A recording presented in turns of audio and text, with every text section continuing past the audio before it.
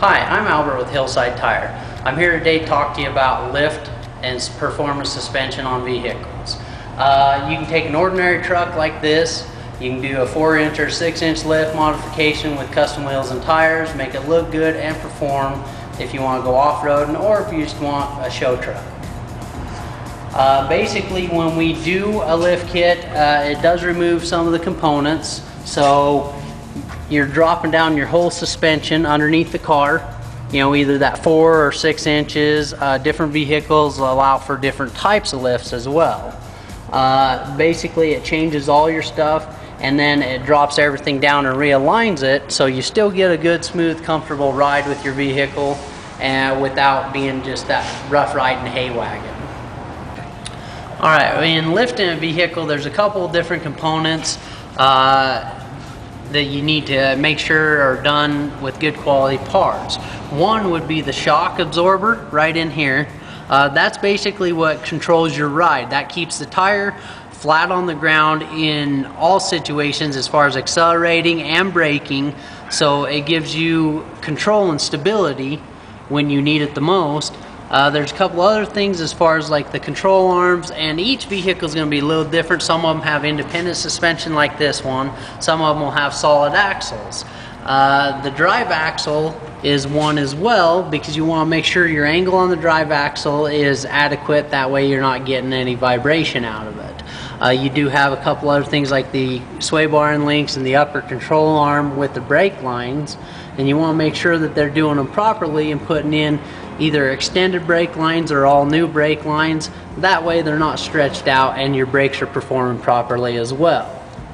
Another thing is to make sure that the lift kit you get is going to have, you know, a spot for your factory skid plate to go back in. That's what protects the underneath of your vehicle, and especially if you're going to do any four-wheeling or off-roading. When you come in for a lift, you know, there's a couple key things that you want to know on your own when you come in. You want to kind of have an idea of a tire size and an idea of a size you want to go to as far as a lift. Our job is to help you with the fitment of the tires, the fitment of the custom wheels, and the fitment of the lift, and keep you in the budget you want to be in.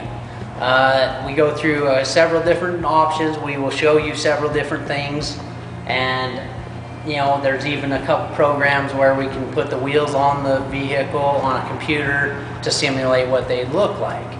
Now, keep in mind, when you do a lift, it's changing the suspension components. Sometimes they're not reversible as to where you should expect to have the truck in a lifted position for the rest of its life.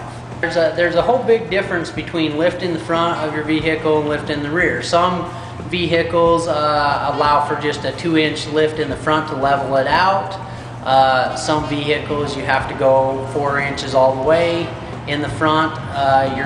Most vehicles sit nose down a little bit, so your front lift is going to be what they consider the 4-inch, and the rear might only be 2, as to where the rear is usually only blocks and spacers, sometimes leaf springs, as where your front components change your whole engine, cradle, your spindles, your axles, everything on the front. Shocks are a big part of lifting a truck, because you don't want to skimp out on inexpensive shock when you're doing a lift, and especially if you're going to plan on doing any off-roading. You want something that's good and that's going to perform.